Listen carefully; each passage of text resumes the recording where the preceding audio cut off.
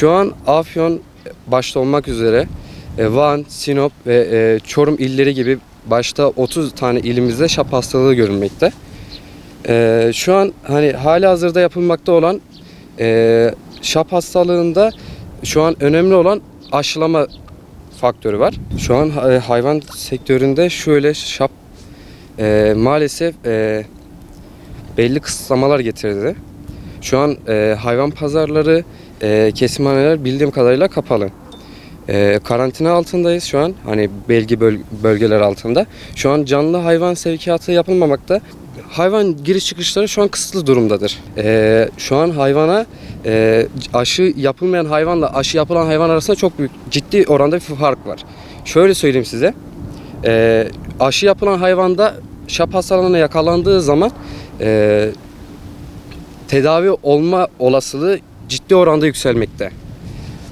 Aşı olmayan hayvanda maalesef kayıplarla sonuçlanmakta. Ahırlarına kesinlikle hani misafir kabul etmemeleri gerekiyor. Evlerine kesinlikle misafir kabul etmemeleri gerekmekte. Çünkü şöyle söyleyeyim, şap hastalığı, şap virüsü temas yoluyla yayılan bir hastalıktır. Ondan ziyadesiyle nasıl önlem alınabilir? Çiftliklerinden, ahırlarından çıktıkları zaman çizmelerini çamaşır suyuyla yıkayabilirler, dış yüzeylerini, çizmelerin altını. Ahırların etrafını sönmüş kireçle önlem alabilirler, döküp önlem alabilirler. Kısıtlamadan ötürü hayvan giriş çıkışı olmadığından dolayı kesim de yapılmamakta. Kesim de yapılmaktan ziyade şu an hastalıklı hayvanların biraz da fiyatı düşük alınmakta. Ondan ötürü hem besici bu durumdan zarar etmekte, hem de ülkenin ekonomisi olarak düşündüğümüzde şu an hani fazla et kesilmediğinden dolayı, et ve kasaplarda kesilmediğinden dolayı şu an raflarda bulunan etler de fiyatı yükselmekte. Sağlıklı hayvan şu an düşük fiyattan kimse kestirmek istemiyor. Çünkü ciddi oranda zarar edilmekte birlikte.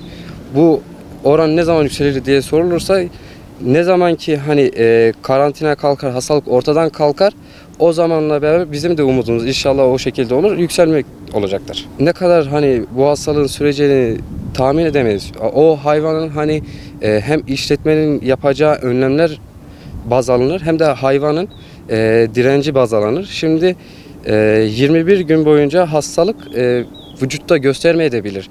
Hastalık bitti deriz. Tedavimiz olumlu sonuçlandı deriz. Ama bir başka yerde hastalık tekrardan ortaya çıkabilir. Bununla öngörümüz şu şekilde: İnşallah hani bu önlemlerimiz ve tedavimiz olumlu sonuçlanır ki biz de rahat ermiş olalım o şekilde. Ama inekte öyle olmuyor maalesef.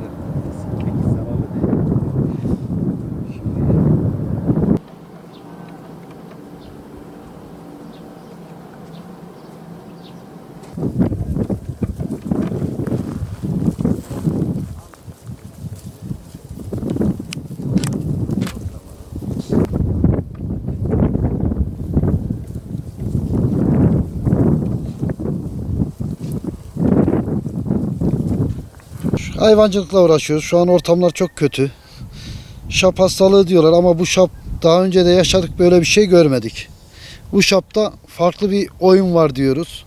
Çünkü daha önce yaşadığımızda biz yıllardır bu işin içinde olduğumuz için iyileşen hayvan bir daha düşmüyordu ve şu anda iyileşen hayvan tekrar düşüyor. Ve şu an birkaç esnaf arkadaşlarımız da gördük. Çok telef verdiler, çok zarar gördüler. Ve insanlar şu anda hayvancılıkla uğraşan insanlar hayvan kredisi çekip borçlarını ödüyorlardı. Şu anda hayvan kredisi çekemiyorlar. Pazarlar kapalı olduğundan, küpe aktarımı olmadığından dolayı, ticaret olmadığından insanlar çok zor durumda. Gerçekten şu an hayvancılıkta insanlar batak duruma geldi. Allah herkese yardım etsin. Elbam ne yaptı?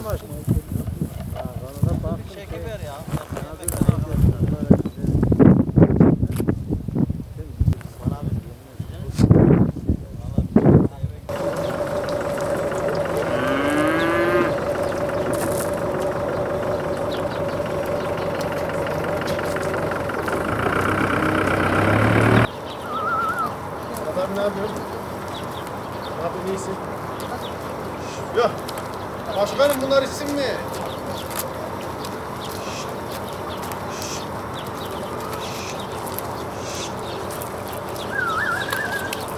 Teko. Bunlar senin mi?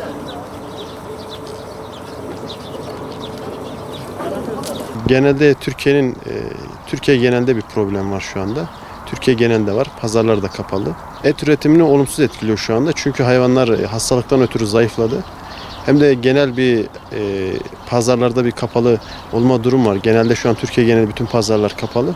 Ticaret de şu an olumsuz etkilendi. Hem et verimi de üretici açısından şu an olumsuz bir vaziyette. Tabii hani aşılama koruyucu hekimlik olarak daha olumlu oluyor yani hayvan sağlığı açısından. Hem hayvan daha yakalanırsa da hastalığa daha yavaş atlatmış oluyor, daha hafif atlatmış oluyor. Koruyucu hekimlik açısından iyi, güzel bir şey. Düzenli örnek veriyorum işte ahırların içinin dezenfekte edilmesi gerekiyor. Hayvanların karantinaya alınması gerekiyor. Aşılarının devamlı yapılması gerekiyor. Genel olarak koruyucu hekimlik ama genel bir salgın hali var.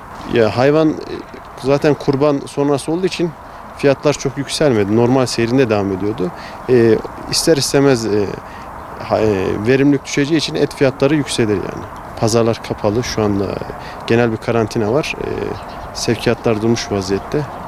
Olumsuz olarak etkiledi. Yani şu an şey bitene kadar bir 6 ay herhalde devam eder bu şekilde.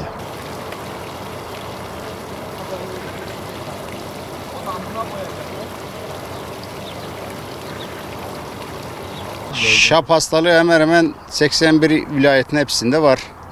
Yani çiftçi zor durumda şu an işte yine ilaçla da yapsa yine ölen var, iten var.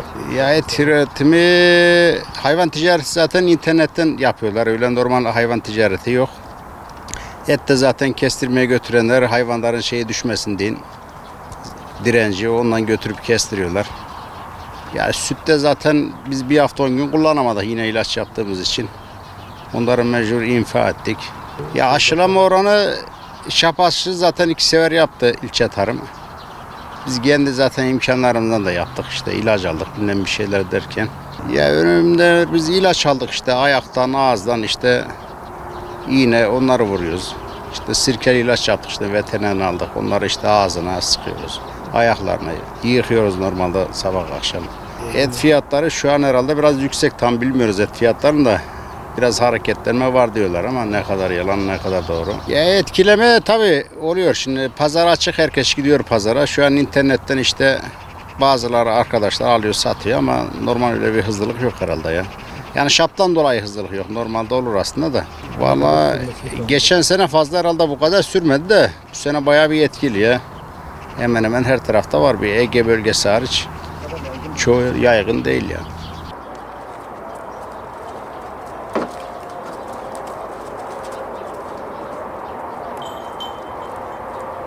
Abi şu an 81 ilde de bulunduğumuz bölgede de şap bulunmakta.